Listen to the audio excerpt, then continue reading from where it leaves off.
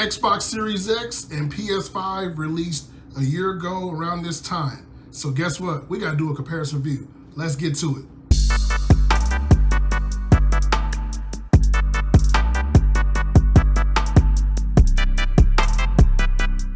Yo, what's good everyone? This is C Hendo back once again. Be sure to hit that like and subscribe button. Now, today we're doing something special. Xbox Series X, PS5 comparison review, in-year review, because since both came out a year ago around this time. And look, we got a lot of things to talk about. We're gonna talk about the look of the consoles. We're gonna talk about the controllers, the SSD memory. We're gonna talk about games. We're gonna talk about the UI, everything that you need to know. So let's get to it. All right, everyone, so the first thing I want to talk about is the look of the consoles. So you see the black PS5 behind me. Yeah, so that is black. And you see the Xbox Series X over there. Now, I'm gonna get back to the PS5 and the reason why it's black. So shout out to one of my homies, man. There's this website called VGFgamers.com. I actually switched out the plates from the original white to black. I just prefer the black. If I have a black Xbox Series X, I'd rather have a black PS5 as well so I can match everything together. I'm sort of just like that on my consoles. I want them to both sort of match. So I do like how the PS5 looks now. Now, initially, I wasn't a fan of how the PS5 looked. It just looked like some weird like spaceship. The design of it is not one of its best designs. I may be in the minority on that, but I really think this may be one of the worst looking, PlayStations that we've had for us, the look of the console. With the Xbox, is like a standard, like rectangle shape, matted black box. I like that. Very simple, nothing spectacular. I do like the fact that on the Xbox Series X, the light does light up on the Xbox logo when you press power. There's really no lighting outside of that front LED light on there. There's no PlayStation, that symbol that lights up on it, which I wish it would have had that on there. As far as the look though, like I said, it is enhanced now that it is black. A lot of people, when they see this console, when they come over, they do like the way it looks in black. But overall, I will say, if I had to take a look of a console, I do like the Series X console look a lot better. Like I said, very simple. It just looks good, just very simple. It looks like a PC tower person. So yeah, definitely going with the Xbox Series X on the look of the console. All right, so the next thing we're gonna talk about is games and game subscriptions. So let's start with subscriptions. So obviously we know Xbox has a banger with the Game Pass. Xbox Game Pass is one of a kind. You can buy Game Pass Ultimate, which has EA Play, all this stuff, and you get essentially free games. You pay this subscription price, you get all the games. A good example is this. So in November, we've had Forza Horizon 5, and we've had Halo Infinite multiplayer that just recently dropped. They both were free. Now, of course, there was a little thing with the Forza Horizon 5 where you had to buy the DLC or buy the premium package, which was like $50, which you could have played it a week earlier. But essentially, the actual true release date of Forza Horizon 5, you got it for free. I would recommend, if you're gonna play Forza Horizon 5, go ahead and buy that premium package. It's like $50. But essentially, you got the game for free, which is a major bargain value. Look, if you're a single parent or parents that are looking to buy a console this Christmas and you're looking to not spend $70 per game, Game Pass is a winner. You got a different catalog, you got all kind of games on there, Psychonauts to it, et cetera. So Game Pass is a winner. Now, it's PlayStation Now. They do have some good games now. I've downloaded, of course, but essentially you're not getting the games they want for free. Like, could you imagine if PlayStation had their version of Game Pass and you got God of War Ragnarok for free on day one? No way that's gonna happen. Now, me personally, I do enjoy buying my games. But the fact that I don't have to spend money on certain games, I think that's dope. Like a good example is this. MLB The Show dropped, right? And for the first time, we had MLB The Show on both consoles, PS5 and the Series XS. With MLB The Show, it was free on Series X, which is a first. Microsoft has never had MLB The Show, and it was free. Hear me again, it was free. Of course, you pay for the subscription, but it was free. Whereas PlayStation, you have to pay for it. As a PlayStation person who's had PlayStation throughout the years, I think that kind of sucked. But I still bought it on PlayStation because I got my legacy character on there. And I actually played it for free on Series X, so win-win, right? When it comes to games, that's where it's a little different. So you have PlayStation and then you have Xbox. And we always know the story behind both. PlayStation has all the games, the single player, the exclusives. Xbox sort of lacks in that. And yeah, relatively still the same. Now, Xbox recently has caught up with some titles, like I said, with Forza Horizon 5, You got this Halo, which has been amazing. Forza has been amazing too. Psychonauts 2, a couple of games that you have on there, but PlayStation. You know, you got Tales of Arise, you got Kingdom Bridges of Spirit, Deathloop. Man, I can keep going. Demon Souls, Returnal. We're talking about some Game of the Year nominees, which that's another story another day as well. But PlayStation does have the more games, exclusives. Now for me, I'm a sports gamer. I play a lot of sports games, I play a lot of shooters, so they're naturally on both. I don't have to worry about Madden, 2K, MLB The Show, Battlefield 2042, which is amazing on both.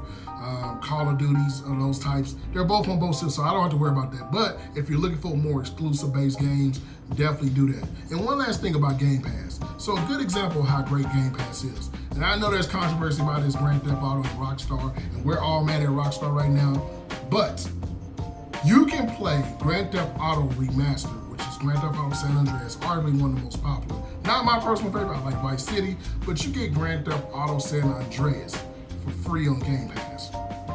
And guess what, on PlayStation, you gotta wait until December to actually probably get one, as I know of as of today, and I think it's Grand Theft Auto 3. What? So that just tells you what kind of value Game Pass has. So yeah, Game Pass or game subscription based, I would definitely say Xbox and Microsoft are winning that. But when you talk about buying the games and playing the games, PlayStation does have a more assortment of games. And look, let's not forget about Spider-Man, y'all. Spider-Man, Miles Morales was amazing on the PS5. I didn't go back and play the first Spider-Man, which I beat on PS4, but I did beat Miles Morales. I loved it a lot. I cannot wait till this Wolverine drops. There's just so many games that I'm going to play on this PS5. And I can't believe it. So I'm looking forward to what Xbox brings though in 2022. We got Redfall, Starfield, I hope comes out. We got a couple more games that are coming out on Xbox, so we'll see. But games and subscriptions, that's what it's all about. If I had to take both, I think it's pretty even. Like I said, one has the subscription base, which I say Xbox, and one has the games that you can just buy and then have more titles that you can buy right now, which is gonna be PlayStation. So yeah, there you have it. All right, now let's talk about this UI/dashboard, your home screen. As you see behind me, I got the Xbox home screen, and then you have this beautiful PS5 home screen or UI display dashboard. Now, in saying that, I did say the PlayStation 5 UI is beautiful. I mean, it's in 4K, it just looks amazing. But it is very hard to navigate for me. Maybe not for you, but for me, it is very hard to navigate. Whereas Xbox kept it simple with the tiles. They kept the tile look, it's pretty simple to get through. Maybe I'm more used to playing the Series X dashboard or messing with it a little bit more. Xbox really didn't change from the 1 to the, they added some transparent stuff to it, but yeah, I'm gonna say the PlayStation's UI does look better, but I'm not a big fan of it because it's just hard to navigate. Now, they done an update with simplistic, but you gotta hit the home button twice to go to certain things. It's hard to get to where I need to get to. Whereas Xbox, man, I just feel like it's more easy. It's not as clunky. It's just everything is right there. I can set my games up on tiles, how I want them to show up. I got my games on the home screen a little bit better. Well, you got it on PlayStation 5's UI too. But I will say, if I could take the look, the beauty, the crisp detail of the PS5 dashboard, I do like the fact that when you go to the game, it plays some sort of theme music of the game, it plays music behind it. Whereas the Xbox is just simple, man. You get to it. Which, I'm gonna add something to this little UI dashboard deal. This quick play thing. That is a huge plus on the Series X. You can just literally leave a game, go to another game, and if you want to go back to the game, automatically goes back to the game pretty quick. Don't think PlayStation offers that. I've tried on my PS5. It's not as bad, but yeah, it doesn't offer that feature that Series X has. So if I had to talk about UI and dashboard, or if I had to pick one, I do like the Xbox better, just because simplicity is the deal here. Now, if we're talking about look, PlayStation beats it out the water, right? But once again, we're talking about simplicity, and I had to go with the Xbox. So yeah, Microsoft did a good job keeping it simple, keeping it same. A lot of people didn't like that. I like it because I'm able to navigate it easy. So yeah, there you have it, UI dashboard. I'm going with the Xbox Series X on that. All right, so the next thing I want to talk about is hardware. And first, we're gonna start off with the controllers. So here we have the Xbox Series X standard black controller, and we have the white PS5 DualSense controller. Now, I also have a black DualSense controller, which I'll explain why later. But let's get to the Xbox controller first. So I like the Xbox controller a lot. So with the Xbox controller, it's very standard to the Xbox One controller, the feel. There's no special rumbles. They do have some sort of triggers, adaptive triggers, I want to say, or something like that. I could be wrong on the verbiage on that, but I do like this controller because of the feel of the controller. I love playing a lot of my sports games and shooters with this controller. It's very comfortable in my hands, maybe because back when the 360 was around, I played a little bit more 360 than the PS3, but I love the feel of this controller. Now, one slight issue with this controller I do not like is this. Doesn't come with built-in batteries. So I do have rechargeable Energizer batteries in it right now. Unfortunately, with the Xbox, they never really had the controllers to where, outside of the Elite controller, which I have an Elite 2 controller, there's no built-in batteries for this controller. And I think that's a major, major downgrade on that. Other than that, like I said, very, very fun controller, easy controller to use. I love the controller a lot. Now, let's get to this PS5 DualSense controller. And to me, I'm gonna go ahead and say it. The PS5 DualSense I would prefer over the Xbox Series X because of one feature, and you guys already know it, the haptic feedback. So the haptic feedback on this controller is amazing. What I like about the haptic feedback is like when I'm playing Guardians of the Galaxy, especially when you first get your PS5, you're playing Astro's Playroom, you get all those features, you feel everything, the rumble and everything. Look, if you're playing Battlefield 2042 right now, when that tornado comes, you feel it with this controller, and I love it. A lot of people don't prefer to play with the haptic feedback, but I actually enjoy the controller. So I like the haptic feedback, and to me, if I had to pick between the Series X controller and the PS5 controller, I will go with the PS5 controller because of the technology. Now, if I could take this controller's built and put the technology in this, I would go, it would be the greatest controller ever, actually. Let's just say that. Now, one thing I will say, on Xbox, you have an assortment of colors, different colors in this controller. They even have a Forza Horizon 5, which is a dope game, by the way. If you're getting the Series X or if you got one, play Forza Horizon 5. They got a Forza Horizon 5 controller. They got all kind of colors. Whereas on the PS5, outside of this black controller, outside of this white controller, and I think like a purple, maroon color, whatever you want to call it, that's it. They don't really have any assortment of colors. Hopefully we get more colors on the PS5 because, as you all know, that I love controller colors. I love those type of things. So definitely on the controllers, they both are good, but because of the haptic feedback, I'm going with the PS5. Now, the next thing I want to talk about is the SSD, the hard drive, whatever you want to call it, the space.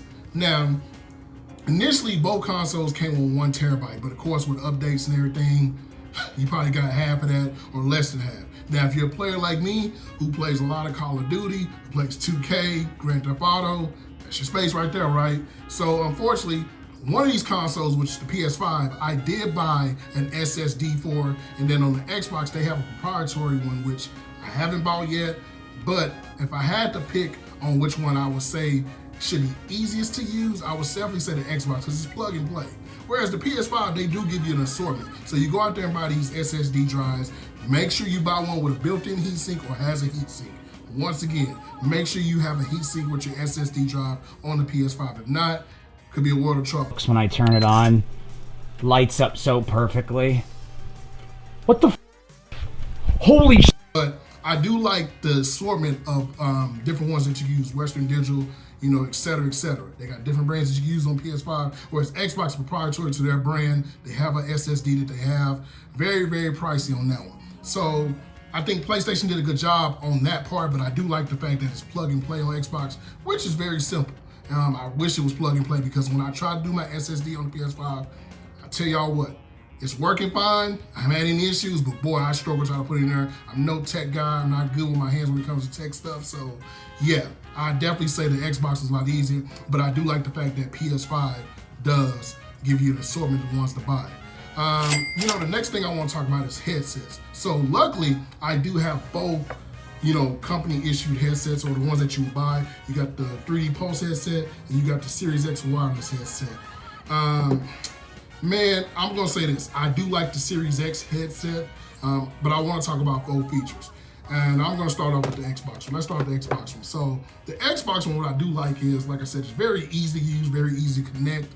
I do like the fact that the power button is right there. You got your mute button right there. Man, it's very easy. Like one side you turn up the dial on the, you know, the volume, and one side you can choose between game chat or party chat versus the actual game. Very comfortable on the ears and stuff like that. Very, very easy, very durable.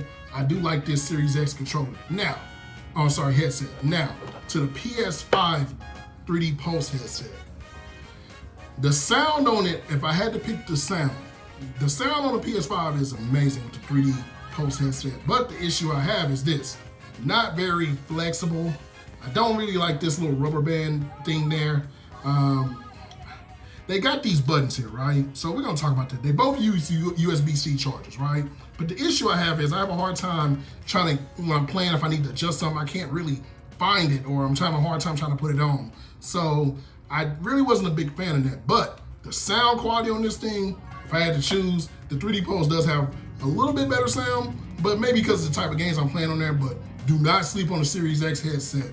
But I do like the 3D Pulse headset a lot. And like I said, the only issue I have is it's kind of cheap. I don't like it. Now they do got a black one coming out. Probably gonna end up getting that black one because I'm not a big fan of the white accessories thing. This one hasn't gotten dirty. I do clean it, but I wish it would have came in all black. But yeah, I just don't like the fact that the buttons are sort of weird and laid out on it. Not a big fan of that. So I do prefer the Series X headset because of the actual simplicity of setting it up. And also, this thing comes with a USB. You gotta plug it in on your PS5, whereas on the Series X, I don't think I even have a USB for it. I do like the back on my Xbox. I haven't tried it on my PS5. It may work on the 3D Pulse headset, but on the Xbox Series X headset, you can actually connect it to your phone as well at the same time. So like, if I got friends playing on PC that are like when we play Forza, I can go into our Discord at the same time on my phone app, and then also be hearing the game. So I do love that feature a lot. So yeah, comfort, I'm going to go with Xbox and simplicity of using, but on the sound, I'm going to go with the 3D Pulse headset. So yeah, there's your hardware. Quick hardware review. All right, so now we're here for the final verdict. Am I going to take the Series X, or am I going to take the PS5? So I'm going to keep it simple for you. Get both. Let's just be real. Get both. Look, they both offer something very special. I enjoy both of these consoles. Like I said, you know, I have a lot of friends on Xbox, and I have a lot of friends on PlayStation. I seem to have more of a bigger community on Xbox amongst my friends. And then on PlayStation, like I said, I play my exclusives. I love these exclusives. As of late, though, man, with this Forza Horizon 5 dropping and this Halo, I've really paid more attention to my Series X. Now, about a week ago, I was really heavy on my PS5. I get games on both of them. I usually get the same game on both, because I just want to see what the haptic feedback looks like on one and just playing one on the other. I really don't have a graphical breakdown on both because, like I said, they both look relatively good. You can't miss it. If you got a 4K, I got a 4K 60 hertz monitor and a 4K TV behind me. It looks really good. I do need to get a 120 monitor so I can enjoy that full refresh rate on some of those performance modes. But like I said, get both. I think you can't go wrong with them if you get them this holiday season. Series X is a must, PS5, if you can get your hands on them. Resale is crazy right now, but I do notice some Black Friday ads are popping up with both. If you can't get the Xbox Series X, there's an S option. It's a lower graded version, small white console. But I would say if you could definitely get your hands on both, get them both. I don't have a verdict for them because personally, I like both. Like I said, if you called me about 3 years or about 5 years ago, I would have probably told you Xbox, but I'm enjoying this PlayStation, man. I love my PS5 a lot. So yeah, get both. Like I said, they both have their flaws, they both have their issues, but overall, they're both great gaming consoles. They both offer some great things on both, on the value end, as well as some of the hardware end. Like I said, if you could, I wish Sony and Microsoft could join together. They will make the ultimate system, right? The ultimate system. Like I said, there's no doubt that both of these have a great future in 2022 going forward. I'm excited. 2022 is gonna be huge. So as a gamer, I'm just letting you guys know, get ready. Your backlog's gonna be crazy. You're gonna spend a lot of money starting in February on forward with all these games. So I like both. So I don't really have a which one I'm gonna choose verdict. Like I said, I think I'm gonna stick with both, and you should get both. Enjoy both, play both. Or if you wanna get your Xbox, if you wanna get your PS5, choose what you like, play what you like. There's no judgment here. I enjoy them both. But that was my year-end review / comparison for the Xbox Series X and the PS5. Once again, this is your boy C Hendo. Oh yeah, be sure to add me on PlayStation and the Xbox. My gamer tag is real simple. It is C Hendo. That's SEEHENDO. Be sure to add your boy. I definitely will get on some games with y'all. And I appreciate everyone for tuning in and watching this video. This was great. Once again, be sure to subscribe to my YouTube channel. Definitely add me on Instagram, add me on Twitter and all that stuff. And look, let's talk gaming, y'all. Let's game on, man. I hope everyone who hasn't decided on which console they gets one this holiday season. Be on the hunt for it. Hey, if you gotta pay a resale, do what you gotta do. Look, if I didn't have both, I probably would be paying resale. But once again, I appreciate you guys. And this is your boy C Hendo, and I'm out.